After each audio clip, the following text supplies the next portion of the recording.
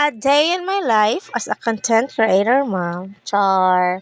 Ayan na nga guys, last year itong trick or treat namin at ipapakita namin sa inyo ang aming journey. Char.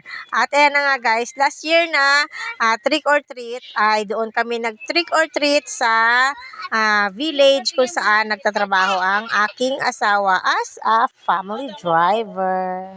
At ayan na nga guys, dito sa pagtitrick or treat namin, ang suot ng mga anak ko, syempre naka-costume sila. Kailangan talagang naka-costume para feel na feel ang trick or treat. At ayan na nga guys, ang mga costume nila ay DIY lamang yan guys, kasi alam nyo naman, mahilig talaga tayong mag-DIY at mahal din talaga kung bibili ka pa. At dito sa village guys, ang sarap dito mag-trick or treat kasi nga, konting ikot mo lang, punong-puno na ang iyong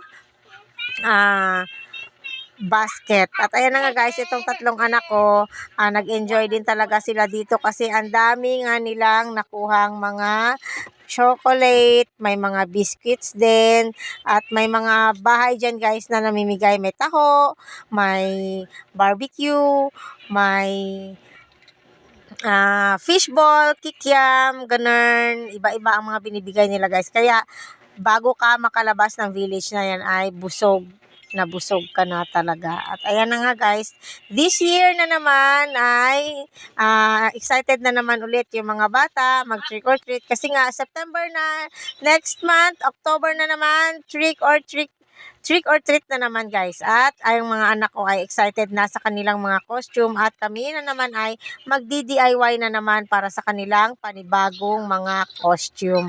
At ayan na nga guys, ang saya-saya kasi nga nung bata ako ay hindi ko to naranasan kasi hindi pa naman talaga uso noon ang trick or treat. Sa probinsya kasi walang ganito guys, parang dito lang yata to sa Maynila ang mga bata ay nagti-trick or treat. At ayan ang aking bunso, si Chanel. Say hi baby! At ayan na nga guys, yan lamang po.